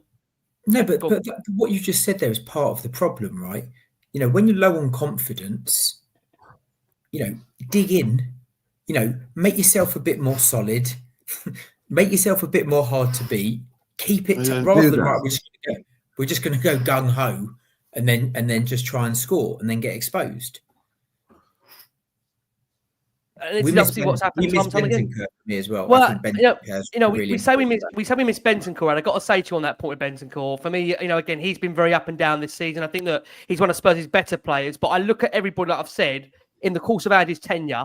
I have not seen enough to show me that from a progression point on the players, anybody's getting better. And what I'm seeing now is actually a regression in the way we're playing, a regression in the way that we're defending, and a regression from a tactical standpoint, you know, and quite evidently that's how Everton picked us apart for that opening goal. Someone's made a really good point in the chat, and it's a really good point. We can't win without playing well. That's the issue. And that is absolutely true. We never win a game playing badly. Yep. Ever. That's Matt Barden. Well done. We never win a game when we're playing rubbish. When we're rubbish, we lose. We don't even nick a draw. And that's a fundamental problem. Yeah. No, I agree again, on that. That's that whole mentality thing. That's the whole mentality thing.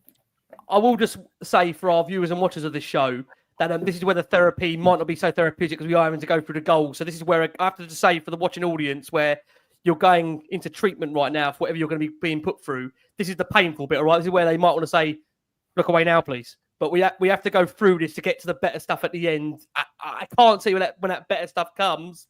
Maybe Russ can tell you. I mean, when the better stuff comes after we go through the goals. But let's quickly just go through them and get them out of the way for our own sakes. I mean, Sonny had a good chance, to be fair, at 1-0, didn't take it. And it was, again, a really comfortable effort for Pickford that you argue and say Sonny, when Sonny's in the form that Sonny would normally be in. Sonny's not been in that form all season, but Sonny should have put Tottenham level. There's actually a terrific save from Kinsky to push Mangala's shot onto the post. But minutes after that, Everton go 2-0 up. And I have to say, when you watch this goal, this is the goal of a team that, in my opinion only, and again, if anyone wants to agree here, feel free. This is, in my opinion, a team that looks like they've given up on a manager.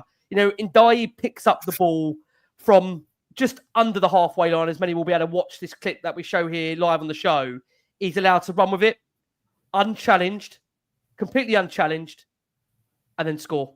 And, you know, when you watch that run, he goes through the centre of the pitch, he brushes aside the retreating Dragishin to hit a powerful shot into the roof of the net. And at that point, Everton, they scored 0.75 goals per game in the first 20 games of the Premier League season, and Tottenham had conceded 2 in the opening 30. And to put it into perspective, Everton had scored 1 in their previous 6 going into the game, and they had 2 in the opening 30. And we make that point. It's the first time they've scored twice against Spurs since February 2002.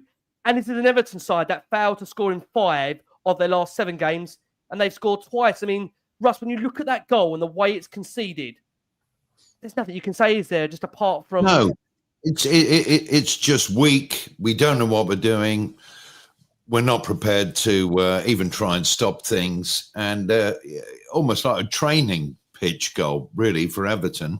Lovely finish and nothing more than they deserved. You know, I agree with you, Rick. You know, you look at that kind of defending and the way the whole team played in the first half. And, you know, it did cross my mind. I don't think they're playing for him anymore. And then, because it's Tottenham, we'll come on to it, second half, they come out and do quite a bit better. Still lose a game, mind you. Yeah, they did. And I say, we look at the third goal here. I've got to say, I don't think I've ever gone through 3 goals as quick as I possibly can for the sake of the watching and audience and listeners on audio. Sorry, guys. We're going through these here. Archie Gray can only divert a header across the box from Tarkowski into his own net. I mean, these are goals that you are witnessing and watching of a team that are in complete, utter disarray. Yes, we've got 10 players out. Yes, players are overworked, overtrained, overplayed. But I have to say, some of the defending for these goals is... It's beyond defense. It's beyond defensive, capability, really. When you look at the goals that we're conceding, the position of players, I mean, so we're going 3-0 at half time. And I have to say, I think at that point, I don't know if you agree here, Pat. I'm just wondering how many it might be, Pat. Is that fair? That kind of reflection that you're going at half time thinking, can we just keep this down to a respectable scoreline, even though 3-0 isn't respectable against an Everton side that, as I've said, haven't scored more than twice at home in their last 7, 8, 9 games, and they've got 1 win in 6 before this game. Yeah, I was genuinely worried, and I'm someone that never leaves a game early or wants to turn the TV off, and I almost did that because I thought we're not getting back into this game. And like you said, it could have been 5s or 6s. And with all due respect, Everton aren't a good team. You know, they're where they are for a reason. For the last couple of years, they've been fighting literally on the brink and just about surviving by the skin of their teeth. And the fact that, you know, they sit where they sit, and they absolutely took us to the cleaners in the first half. Like, they could have been 4 or 5-0 up. They were so much better than us in that game. And I know we ended up, finishing 3-2, but that's not a reflective, perform or scoreline of how the game panned out or how the game went. And again, like a new manager, David Moyes, gets the best of Ange or of Postecoglou, and every manager seems to get the better of him. And the way he sets us up and the way we're playing, and I agree, like, so many players are shot and don't look themselves anymore. And that's because of the way that they're told to play and the system that they're put in, and it just doesn't work. Like, I see a lot of the people in the comments saying that Dragison's not good. I genuinely think Dragison is a good player, and we've seen that in the Euros, and we've seen that when he first came in, and we've seen that obviously at his previous club. But you're playing him in a system and a style that doesn't suit him. Dragison's not good running from 40 yards up, back to goal, trying to engage and close down somebody. That's not his style. So when you're playing players out of position or in styles that don't fit them or suit them, you're not going to get the best out of the players. And that's what's happening at the moment. And for me, I just don't understand how a manager can see, I'm no football expert, but I can sit there and see that a lot of these players are played out of position or played out of the style that suits them. Ange Postecoglou right now, with all the injuries you've got, just play to the way that suits most of the players and you will get results. Hence why when managers come in, interims, your Dyches, your whichever, they come in and they realize this is what I've got to work with, and they, usually get a tune out of the team. It's not great long term, but We're not asking you to play like that for the whole season. We're asking you to play like that for 4 or 5 or maybe 10 games whilst, we get our players back, or whilst we figure out what's going on, and whilst you understand who can play where. But when you're trying to play gung-ho, there was a time when luckily he missed, but Calvert-Lewin, one ball over the top and he's literally away against one-on-one with the keeper. That's criminal. And that keeps happening in every game.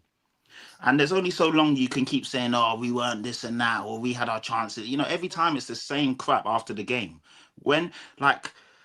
How does a manager who's, 50 odd, who's managed in all these leagues, not understand that you can also adapt and change? And if something's not working, then you can ideally fix it. They say insanity is doing the same thing over and over and expecting a different result. What is going on here? When does he wake up and smell the coffee? We're 22 games in. He won't. So he's got to go then, man. Simple. It's crazy how bad we are. Literally, if we don't beat Leicester on Sunday, we are in a relegation scrap. And that's not a joke now. Last week, it was said with tongue in cheek, but it's legit getting to that point.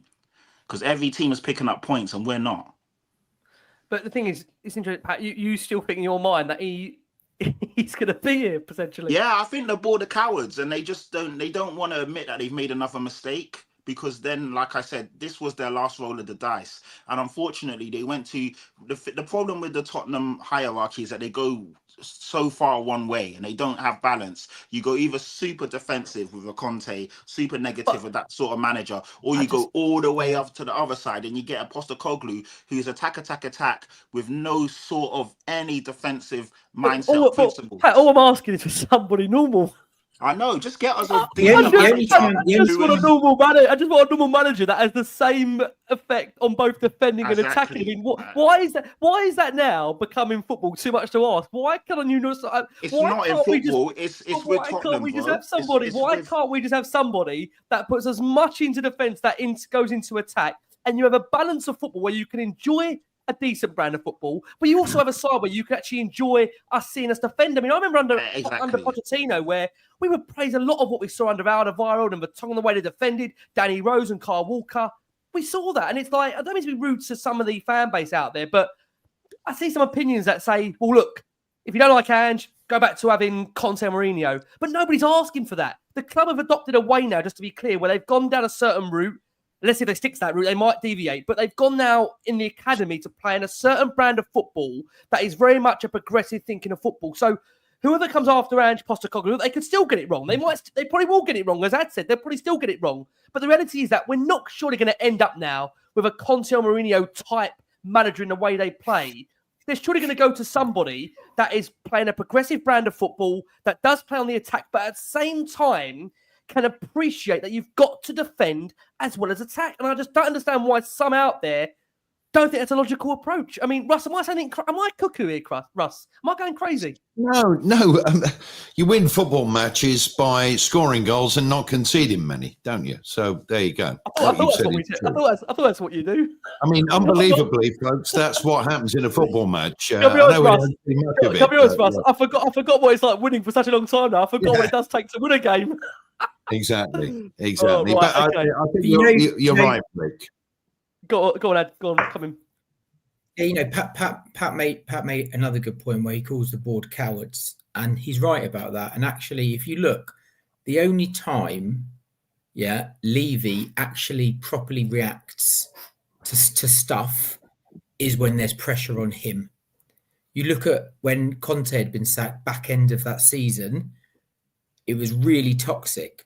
And magically, we signed players early in the window. Magically, we got a manager in and we signed 3 players really early in the window who are our number 1 targets.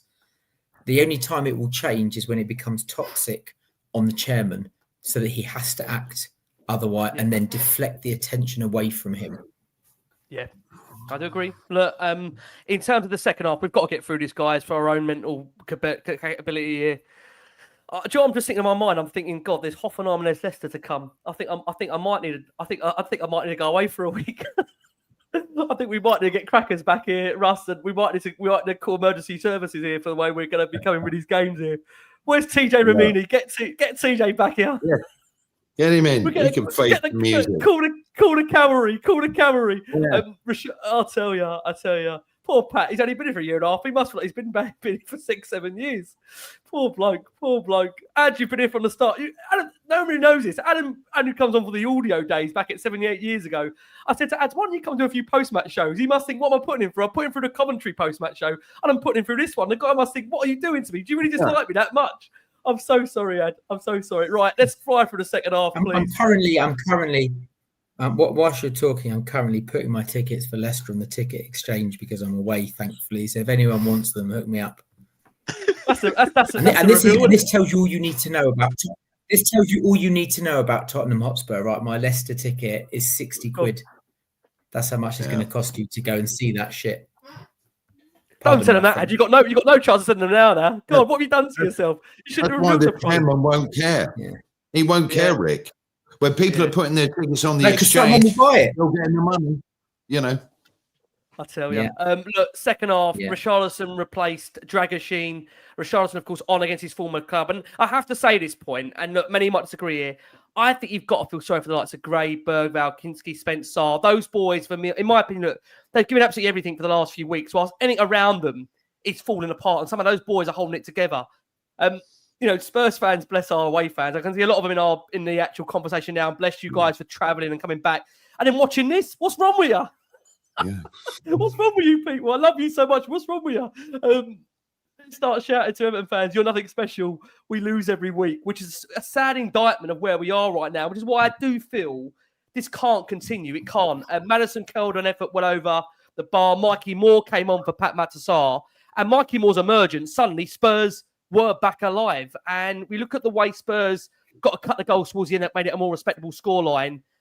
Kulu hit a goal back, a clever little chip over, Pickford out a goal. Look, it was a touch of class from a Tottenham player who's been the best for us this season. He has been. It's a lovely little finish from Kulusevski to make it, of course, to 3-1. Mikey Moore then makes it with a lovely ball in the box, 3-2, as Richarlison puts it in the back of the net. And look, I have to say this, and people might not let me sound as a Tottenham fan, it would have been a complete injustice had Tottenham taken anything away from Goodison Park. And I mean that with all, look, I'm Tottenham till I die. Again, my dad, bless his heart, mainly support this club because, quite frankly, apart from Pat, who told us off air, he got a choice. So you question what... I mean, Pat, I don't want to worry you. The fans will question you after this one. What if you've had a choice in the matter? What the hell are you doing picking this club? But I will tell you, look, I will say this to you. My dad, who I spoke to earlier, and his last message to me, actually, because he knew how to do the show, was, love you, Rick, stay strong. I think he knew what was coming. It's tough. It is tough. It is tough times at the moment. And as a fan base, we do need to stick together because I've always said it on this show. Look, there's a lot of frustration and anger from the board to the manager to the players, which we saw Sonny taking quite a lot of abuse at full time. I will just say, look, Son has not been up to the standards this season, but I do feel it very uncomfortable seeing one of our favourite Spurs players for many out there of their lifetime, Sonny, getting absolute pelters. I know many won't agree with that, but it will be... Listen, I will just say, for those fans that have travelled so many hours to go and see their team play and be put through Everton going 3-0 up, you can sympathise with frustration. And it's just, again, important that we don't allow that to boil over into any violence of any kind because I always say this, I think Spurs fans, as being one myself, we are the most patient fan base in the world.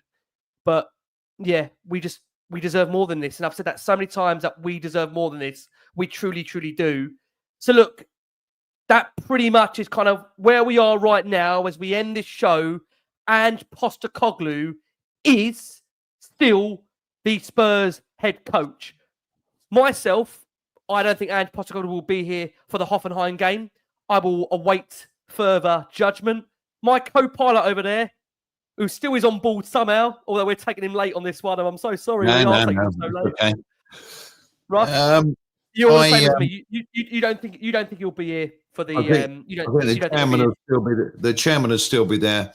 Oh, he'll be there. I'm not sure whether Ange will be, if I'm honest. But anything can happen with this club. I suspect that the board are seriously considering tonight. They've got to be, really. They're running a football club. What on earth? It's but going to Russ, be their next move. Sorry, Russ, to interrupt you. You've just said it there. They're running a football club, but they're not. They're Well, running they an are. entertainment No, complex. no, Hold on, Russ. shock, isn't it? They are running an entertainment complex. They're running an NFL, Formula One, Lady Gaga. I'm sure. Yeah. Listen, they've got more interest in tying Adele up for the summer than they have in getting our next transfer through the door. I'll be honest with you. They've got more effort going into getting Adele in the door through the summer than they have going to address the forward and going to address the defence. Honestly, I'm telling you, this is what's wrong. Stop being a Can I circus. just jump in? Sorry, Russ. Just one point. The bit that gets overlooked with all of this, where we talk about running a football club. Sorry, Russ, you can talk after this. Just the one thing which everyone's forgotten about: we still don't have any naming rights. No, by this genius business. Hang on. Because they realise though that the fact is the name for them is stronger. The branding name is stronger, which sums up where we are. That this is where we're at. I mean, Russ, come back in there for us. I'm sorry I interrupted you there. The problem is I don't think it is a football club anymore to them. It is just a toy in their big playpen where, honestly, I think you said it earlier, Ads, we've gone from the Ritz. You said we've gone to Premier Inn. I think we've gone to 40 Towers. I honestly think we've gone to 40 Towers. And Daniel Levy is Basel 40. He's wrecking this joint. He's absolutely wrecking this joint. Honestly, and for those who haven't watched 40 Towers, go and watch it. It's a very old sitcom in the British Empire, when sitcoms used to be great in Britain. But what we're seeing right now, this is not the Tottenham I was brought up with. You know what? Rick, very, very quickly, sorry to just jump in. I'm not going to say any more. I think we do have to recognise that these young lads, Archie Gray, Lucas Bergvall, Kinsky in goal, Jed Spence, I mean, even Kulusevski is a youngish bloke. They are giving their all. And, they play quite well in patches. So I think we've got to recognise that and have a little bit of positivity for the future at the end of the show. But apart from that, tactics, team, how we're playing, it's awful. But those young lads can hold their heads high, I think, a bit. Russ, I totally agree with you. Look, there's a few lads there, in my opinion, that are honestly, with the right manager, going to be getting better and better and better. And the thing at the moment is that I just don't see a way forward right now. And look, contrary to what people might think, outside of Tottenham, I am one of the most positive people that you'll ever meet in life. I tell my kids they can reach for the stars, they can be anything they want to be. But when it comes to this football club, I am honestly sick and tired of being sick and tired. And I'm just so drained by having to make... I'm so tired by having the same discussion every 18 months. And I know some will say, but that's why you shouldn't be sacking Ange Postecoglou. And I hear some of those fans out there that say that. But the reality is that when you're looking at some of these displays, this is quite evidently a side that no longer do believe in the manager. And unfortunately, look, as much as we all want to, and we need to keep pushing with regards to the board, they ain't going anywhere. They are making so much money off the pitch. They're making so much money off the pitch. They'll carry on being here. Go and see how much they're making from the F1. Go and see how much they're making from the concerts. They're making absolute, excuse my French, shitloads. Where football is the bottom of the priority. And until football is put right back to where it should be at the top, I tell you, I dread to think what is happening to our football club. And it breaks my heart to see a club that I've given so much to over the years. And look, for those that know, I don't travel home and away every week. I've got 2 beautiful children, a lovely wife, even though what I might sound her at times, that does enable me to do this show. God knows where we'd be without the show at times, but I worry deeply for the future of our football club, where we're going. We deserve more. We need more. I think that's all I will just say. I want to say a massive thank you to the wonderful Adam Osper, Ads, like I say, our football finance resident. Sorry, Ad, we've not been able to talk about more finance tonight. You probably will in the coming months when this show does go on. I want to say a massive thank you to the wonderful Patty Tyrant. Pat, I've cut you a couple of times tonight. My apologies. And I'm sure you will agree with Pat and say, this is what's really important, Pat. You will say this. We all want the same thing. I make that very clear. We all want the same thing. We just have different ways of getting there. Is that fair, Pat? Yeah. I mean, I don't know, man. I'm disillusioned at the moment, and I still don't understand some of the people in the comments, but it's fine, innit? You're entitled to your opinion. Well, can I just say, Pat, on that point, when we've got, nearly 15,000 watching the show, we can't please everybody all the time. We can only please some people some of the time. Of course. It's funny because, we all want it to work. I still think the board will give Ange Postecoglou time. I hope he gets it right. But the reality is the guy's not changing anything. Nothing's changing, and we just keep getting worse. And every time we play a team that's awful, we make them look good. Like today, like Everton, let's have it right. Everton are crap, and they will be crap for the remainder of the season. But today they scored 3 and could have scored 6 or 7. Yep. And that alone is damning and tells you all you need to know right now. I hope and pray we get it right. But obviously, with these guys in charge, that probably will never happen because it hasn't happened all these years. So why would they now all of a sudden magically flick a switch and change things? So it is worrying. It is really concerning. We're in free fall right now, and every decision they seem to make makes us worse. You know, a couple of years ago we were fighting for top 4. Now we're fighting to stay in the league. I can't believe you're saying this, Pat. No. I honestly can't believe you're saying this. I can't believe what. Can I just say, and that sounds mad me saying this, I can't believe half what has come out of my mouth here tonight with regards to where we are. I never thought, right? I know, look, we'd have turbulent times, we'd have rocky times, but 15th in the Premier League, Tottenham Hotspur, 15th in the league. I can't compute it. I actually can't compute what I'm seeing and what I'm witnessing. And look, do you know what? This sounds crazy what I'm going to say here. I honestly think Ange Postecoglou, like all the other managers, goes on and wins something elsewhere. Yes, he's a problem in terms of what we're currently trying to do here. But I honestly say this on the bottom of my heart. I wish Ange Postecoglou all the best wherever he goes next. Because you know what? I will say this. Ange deserves better. He deserves better than this after 20 days of a window to be given just a goalkeeper. And the board have massively failed Ange Postecoglou. I need to say this point. They've massively failed Ange Postecoglou. I really, really feel that I need to make that clear. This is not all on Ange, but you can't just keep losing games of football week after week after week and just accept it and think it's going to get better. Because I don't think this is a show to talk about the cup competitions, but, you know, we've got still something to fight for in this season, but it doesn't feel like it right now. Pat, thank you, mate. Loving you lots. You're a superstar. We'll see you very, very soon. We'll close on the wonderful Russ Williams. Russ. Yeah. Thank you, mate. You've been my yin to my yang. I know it's not easy. Yeah. I mean, look, again, we're very privileged on the show to be the most watched and listened to Tottenham Hotspur podcast. When you've got 15,000 that are watching this show live, it's quite incredible. And I'm sure you agree, Russ. You know, we're thankful for that support. And we're also aware, Russ, not everyone will agree with us, but all we can do is say how we feel. And I don't think it's a right or a wrong anymore. Everyone's got their own feeling of how they feel, Russ, right? That's it. That's exactly right. You know, the comments come in and people are angry, people are frustrated, people are practical. And thank you to everyone for listening and watching the show. And it has to be said, Rick, you know, this is your brainchild. It is not easy to do these shows, to get people like us to come on the shows when things are going all tits up. I bloody know it. So, yeah, thank you to you. And surely things can only get better soon. I mean, this has to be the low point. But it's going to be interesting, Rick. And I think we're going to be right. I think there's going to be a change. Look, guys, girls, ladies, men, everybody out there, children, it has been therapy. And let's hope, like I say, the better stuff with Tottenham to come is only round the corner. Again, guys, thank you so much for your support. I want to say for those that are watching the show, listening to the show around the world that haven't already subscribed or it's their first time watching the show, look, we urge you to subscribe. Please hit that like button. It shares it to a wider Spurs audience out there. And all I can say is that we will be back very, very soon. But I can't tell you what's coming because it's Tottenham Hotspur. And we support this basket case of a club. From the wonderful Patrick Tyrant, from the superb Adam Osper, from the brilliant Russ Williams. We have been the last word on Spurs. We'll be back with you in due course. Guys, keep safe, keep well. And as always, come on, you Spurs. Please. Yes.